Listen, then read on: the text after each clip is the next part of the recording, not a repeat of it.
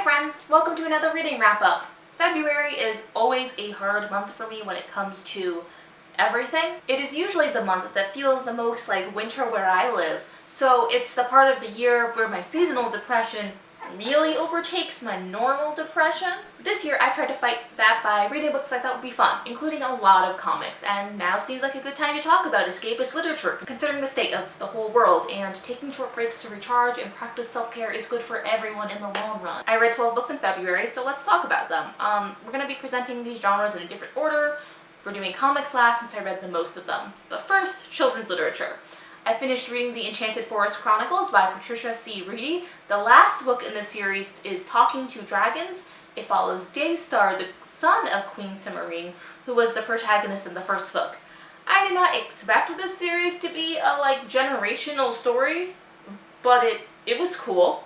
Daystar doesn't know he's royalty, he just knows that he has always lived in a cottage at the edge of the Enchanted Forest, and his mom handed him a magical sword before kicking him out of the house. Cool mom. It remained a fun and playful series as the story expands into the larger world, just as Daystar's world is expanding. He meets and befriends an impolite fire witch and a curious young dragon, and they decide to join him on his quest. And they all explore the Enchanted Forest together.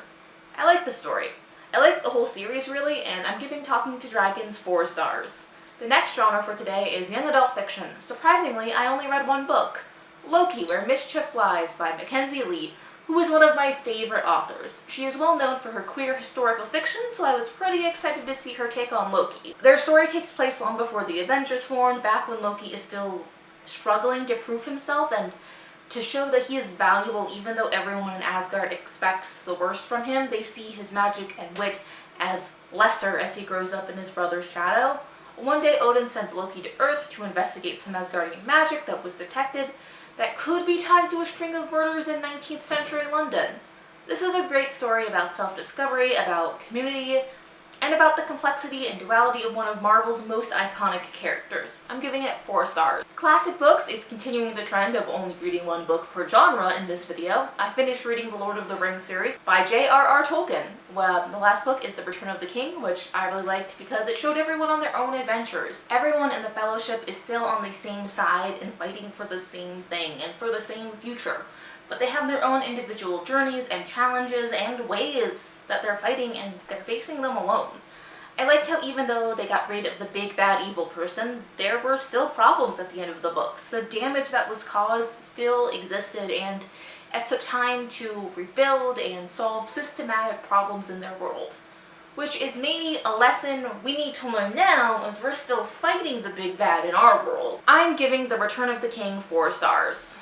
Our last genre for this video, which I'm sure everyone is very excited about, is comics. I pretty much only read trade paperbacks, which are usually 6 to 9 single issues bound together, usually a whole story arc.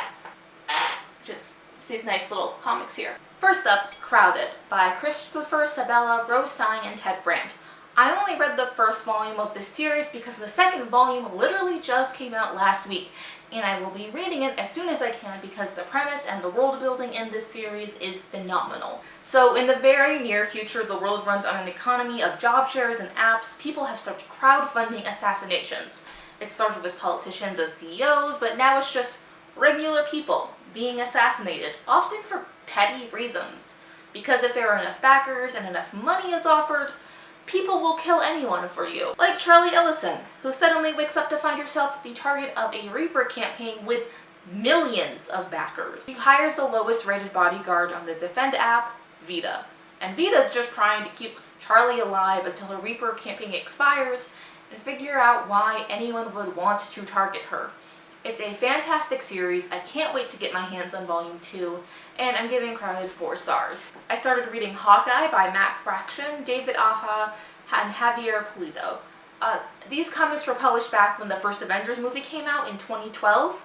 It was expected that a lot of people would grow to really love Hawkeye during this time, and this is a really humanizing story. It's more realistic and grounded than a lot of the stories that were being published at this time. It's a story of what it's like to be an Avenger when you're not being an Avenger. When you're just a guy without any powers living in a terrifying world. I read Volume 1, My Life as a Weapon, and Volume 2, Little Hits. My favorite part of the story was the friendship we see between Clint Barton and Kate Bishop, both of whom are Hawkeye.